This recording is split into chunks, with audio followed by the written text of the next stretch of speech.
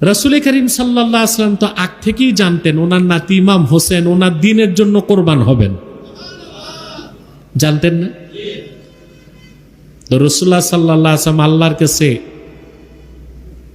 আবেদন করে ইতিহাসটা ভিন্ন রকম হোক, তাকে মঞ্জুর করাইতে পারতেন না? পারতেন? সুবহানাল্লাহ।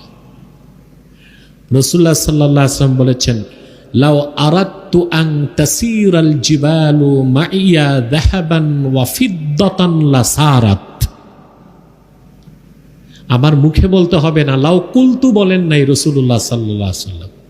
আমি যদি মুখে বলি এটা বলেন নাই, তিনি বলেছেন আমি যদি মনে মনে ইচ্ছে করি যে মক্কা মুকাররমা মদিনা মুনাওয়ারার পাহাড়গুলো সোনা রূপায় পরিবর্তন হয়ে আমার দুই পাশ দিয়ে দৌড়াবে, তা আমার মনে চাইলেই হবে এই সব সোনা রূপা হয়ে আমার দুই পাশ দিয়ে দৌড়াবে। সুবহানাল্লাহ। এই রকম ক্ষমতা আল্লাহ তার হাবিবকে দান করেছিলেন। সুবহানাল্লাহ।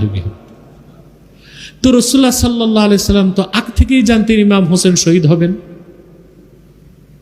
তো রাসূলুল্লাহ সাল্লাল্লাহু আলাইহি সাল্লাম আল্লাহর কাছে দরখাস্ত করে ইতিহাসটা ঘুরাই দিতে পারতেন না? রাসূলুল্লাহ সাল্লাল্লাহু আলাইহি সাল্লাম যে জানতেন, আমি কিছু হাদিস আপনাদেরকে শোনাচ্ছি, দেখুন।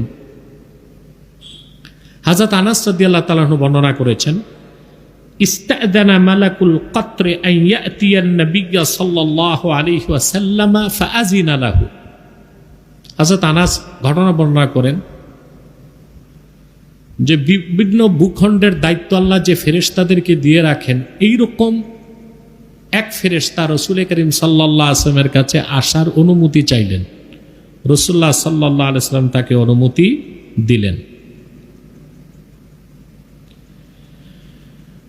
তারপরে ফাকাল আলী উম্মে সালামা রাদিয়াল্লাহু তাআলা আনহা, ফেরেশতাকে রাসূলুল্লাহ সাল্লাল্লাহু আলাইহি ওয়াসাল্লাম অনুমতি দিয়ে হযরত উম্মে সালামা রাদিয়াল্লাহু তাআলা আনহাকে রাসূলুল্লাহ সাল্লাল্লাহু আলাইহি ওয়াসাল্লাম বললেন,